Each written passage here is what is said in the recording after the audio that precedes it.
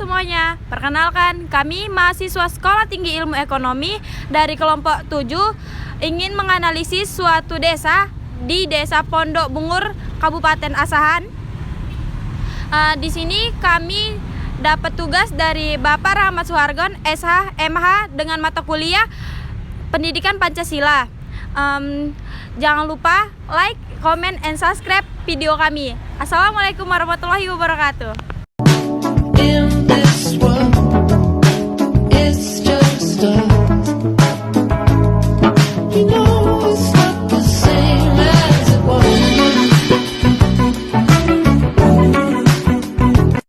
Pondok Bungur merupakan salah satu desa yang berada di Kecamatan Rawang Panca-Arga, Kabupaten Asahan, Provinsi Sumatera Utara. Pada masa dahulu, Pondok Bungur sering sekali disebut dengan Kampung Bunga karena di kampung ini terdapat banyak sekali tanaman bunga bungur.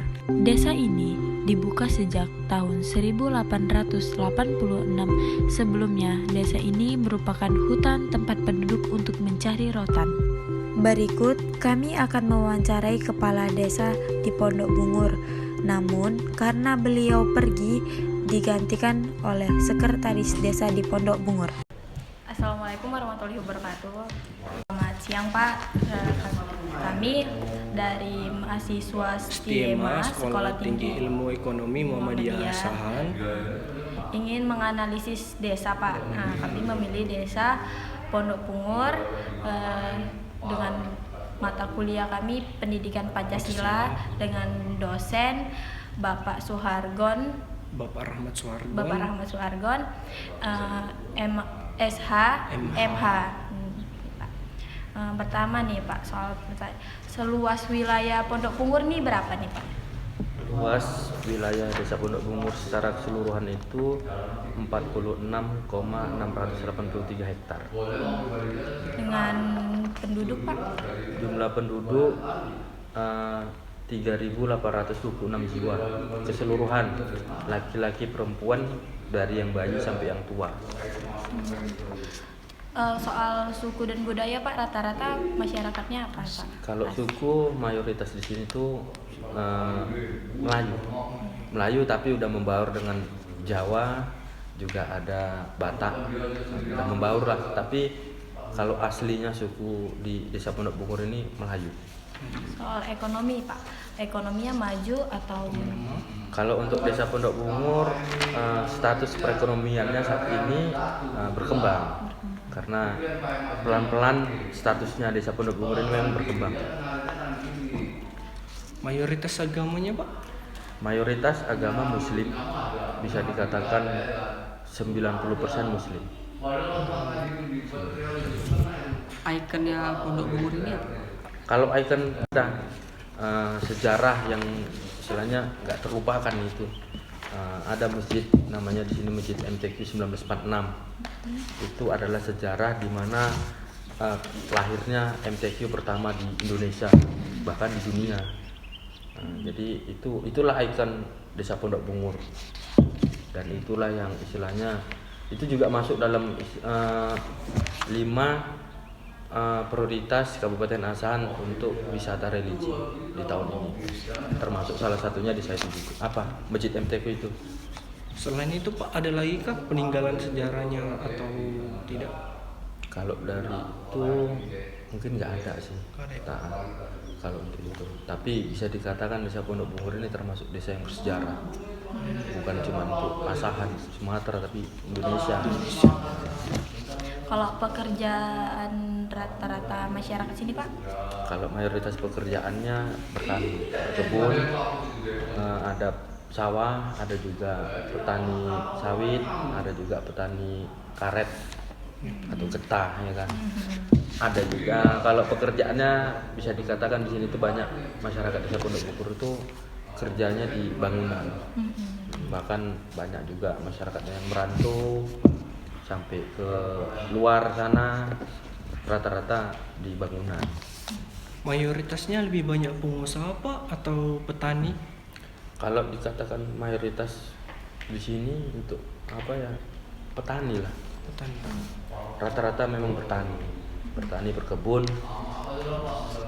ya banyak juga yang wira swasta itu banyak, tapi lebih banyak yang bertani berkebun. Bertaninya itu kayak bertani seperti apa ya Pak? Bertaninya itu tadi sawah, padi kan itu kan, karena di sini tempat kami ada di Dusun 5 itu memang itu lokasi persawahan. Baru kalau pertanian perkebunan itu masing-masing lah, ada yang punya lahan sedikit di belakang rumah, ada yang kayak gitulah, ada yang punya lahan karet gitu. Rata-rata itu. Kalau yang wira swasta di sini usaha, ada di sini usahanya kayak budidaya ikan, ada juga cetak batu bata, ada beternak kambing, lembu, ada juga ternak burung puyuh ada. Kalau sekolah Pak ada sekitar berapa nih Pak? Kalau sekolah di sini SD-nya ada 3, tapi yang negeri 4. Ada 4 yang negeri, ada 2, yang 2 ada swasta. Baru SMP-nya ada 2. Kalau yang SMA ada 1 baru dibuka itu. Itu kebetulan sekolah yayasan itu juga punya kepala desa sendiri. Swasta negeri Pak? Swasta. Kalau SMP Pak negeri swasta? Swasta juga ada di sini. Al-Waslia. Al-Waslia. Kalau yang negeri cuma SD aja ada di situ tadi SD, baru di Dusun 5 juga ada SD punya Desa Pondok Bungur. Selebihnya swasta. Kalau kan Pak Pondok Bungur, kita kan biasa bilang orang kampung bunga nih Pak. Dari sejarah dulu disebut Pondok Bungur karena banyak bunga bungur dia Pak. Iya. Nah itu gimana Pak? Masih adakah bunganya? Jadi sejarahnya kenapa dikatakan Desa Pondok Bungur, karena sejarahnya dulu memang ada di sini bunga namanya bunga bungur. Dan di bunga bungur di depan ada satu pondok, orang dulu bilangnya pondok rumah ya kan. Di depan rumahnya itu ada pohon bungur, makanya Pondok Bungur. Nah, tapi lebih memang dikenal Pondok Bungur ini orang nyebutnya kampung bunga. Nggak tahu kenapa kampung bunga, mungkin dulunya juga karena itu makanya disebut kampung bunga. Kalau usaha kecil kayak UMKM-nya itu Pak rata-rata jualan apa gitu Pak? Kalau UMKM-nya di sini banyak itulah kayak warung, sembako gitu kan. Baru usaha-usaha rumahan ada juga, kayak dia tuh buat kerupuk gitu ada juga. Ada juga. Kayak gitulah kalau yang usaha mikronya. Jadi terima kasih Pak udah mau meluangkan waktunya untuk kami wawancara untuk melengkapi tugas nih Pak. Terima kasih banyak ya nih Pak ya. Sama-sama. Saya akhiri. Assalamualaikum warahmatullahi wabarakatuh. Waalaikumsalam warahmatullahi wabarakatuh. Setelah mewawancarai sekretaris desa, kami pun langsung menuju lokasi Masjid 1946 Masehi yang diadakannya pertama kali lomba baca Al-Quran atau biasa disebut dengan Musabaqah Tilawatil Quran. Perlombaan ini diadakan pada 12 Februari 1946 Masehi. Muhammad Ali Umar mengemukakan idenya untuk mengadakan perlombaan membaca Al-Quran secara terbuka, guna untuk mengikat lebih erat persatuan di antara umat Islam, mempertahankan kemerdekaan dan MTQ pertama itu dimenangkan oleh Syapira untuk setelah terbentuknya panitia, maka dibuatlah pengumuman putra, plakat dan tulis tangan, lalu disebar ke desa-desa untuk memberitahu adanya perlombaan baca Al-Quran. Lomba pun diadakan mulai dari 9 pagi. Setiap desa mempersiapkan 2 orang peserta, pria ataupun wanita. Dahulu MTQ ini dibuat di sekolah rakyat tak jauh dari sini. Terus ada masjid kecil di sana, kata Jafar kepada Tribun Medan Com. Masjid tersebut bernama Masjid Taqwa yang kemudian diganti nama menjadi Masjid MTQ 1946 pada tahun 1989 yang disetujui oleh Ali Umar dan Nurdin selaku juara pertama di tahun 1946. Dari kesaksian, sekretaris desa mengatakan bahwa salah satu panitia pelaksanaan MTQ, yaitu Bapak Tengku Zulkarnain, membuat sebuah rumah tapis agar anak-anak senantiasa membaca Al-Quran dan terus menyelenggarakan kegiatan MTQ. Rumah tapis ini dibuat sebelum Bapak Jailani meninggal dunia. Makanya, masyarakat memberi nama rumah tapis almarhum Zulkarnain. Dan di samping rumah tapis masih ada 2 rumah panggung adat Melayu. Setelah kami survei ke rumah tapis Bapak almarhum Zulkarnain, kami langsung keliling kampung.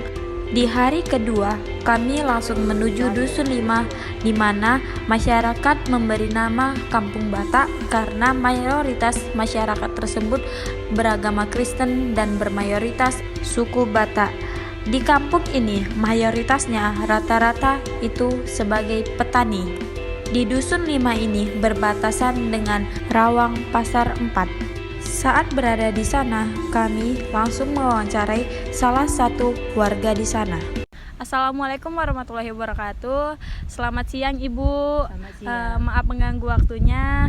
Kami dari mahasiswa Sekolah Tinggi Ilmu Ekonomi. Perkenalkan, nama saya Lena Oktavia. Di sini teman saya ada Sri Wulan. Di sini ada Reni Zakia, Bu. Nah, di sini kami mewawancara Ibu soal Kampung Bunga dan ibunya. Ibu kan sudah tinggal di kampung ini udah berapa lama, Bu? Mulai sejak lahir lah di sini. Umur Ibu udah berapa tahun? Sekarang 38.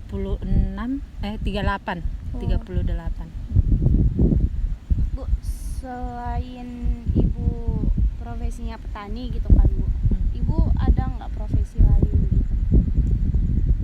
Nggak ada, itu aja. Berarti padi aja atau ada entah sayur yang lain gitu, Bu, ada? Paling benteng-bentengnya nanti tanamin jagung lah. Itu aja. Potensi apa sih, Bu, dari Kampung Bunga ini yang bisa dikembangkan nih, Bu? Ya inilah pertanian. Memang mayoritas kampung ini kerjanya mayoritas ya pertanian. Kalau boleh tahu, Bu, kalau padi ini kan mata pencariannya kan di ladang semua kan, Bu. Iya. Kira-kira ini panennya itu kayak mana, Bu? Dijualnya kemana gitu, Bu? Panennya 3 bulan sekali atau Iya. Panennya 3 bulan sekali mulai dari tanam. Kalau 1 tahun itu 2 kali. 1 tahun 2 kali. Nah, Terus dijualnya kemana itu, Bu? sini memang ada toke padi. Kalau menurut Ibu sendiri, ekonomi di Kampung Bunga atau Pondok Bungur ini maju atau gimana, Bu? Kayak mana ya? Kalau soal harga lah ya kurasa ya kurang kalau soal harga padi kalau jual gitu kalau lagi panen. Gitu ya, Bu. Terima kasih banyak ya, Bu, udah diwawancara. Iya, terima kasih Sama-sama, banyak, ya. Ibu, udah ganggu waktunya. Iya. Terima kasih ya, Bu. Ya sama-sama. Kotor loh dia. Enggak apa-apa, Bu. Ini kumpulnya bau loh. Iya. Dari hasil penelitian kami, potensi yang dapat dikembangkan di Pondok Bungur ini adalah pintu air. Di pintu air ini sudah seperti tempat wisata di mana orang-orang banyak mandi di sini. Kalau sore hari, banyak anak-anak muda berkumpul dan mandi di pintu air ini. Jadi bisa dikatakan bahwa pintu air ini bisa dijadikan tempat wisata, bukan hanya untuk mandi, bisa saja ditambahkan seperti permainan. Sekian yang dapat kami teliti. Lebih dan kurang kami mohon maaf. Kami dari kelompok 7 dengan beranggota saya, Lena Oktavia, Reni Zakia, Bagus Susanto, Sri Wulan, Muhammad Fikri Simanjuntak, Muhammad Arya Kurniawan, mahasiswa Sekolah Tinggi Ilmu Ekonomi Muhammadiyah Asahan pamit undur diri. Jangan lupa like, komen, dan subscribe video ini karena like dan komen kalian sangat bermanfaat untuk membantu tugas kami. Sekian, terima kasih. Assalamualaikum warahmatullahi wabarakatuh.